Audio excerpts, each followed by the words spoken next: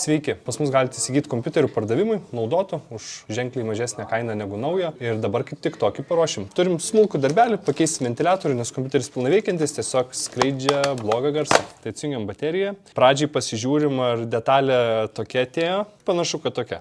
O ką turim va tokią. Panašu, kad tikrai šitą tinkama. Atsukam heatsinką, arba kitaip radiatorių lietuviškai.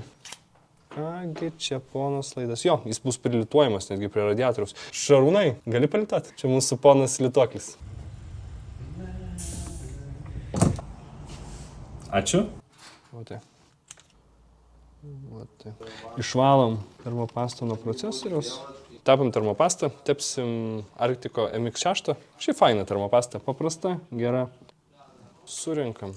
Nu ir va, ir dabar susuksim pagal eiliškumą. 1, 2, 3. Pasižiūrime, viskas sujungta, viskas gražu, viskas ledas. Jokios dulkelės, uždedam dangtį ir surandam pamestą varžtą.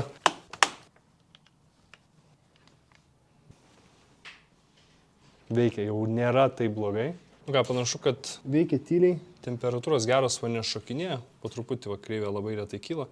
Aišku, galėtų būti mažesnis, bet aš esu visiškai užkimšęs ventiliavimo angas. Tai nepamirškite, kad pas mus galima įsigyti kompiuterių, naudotų, visi su garantija už ženkliai mažesnę kainą negu naują termopastą.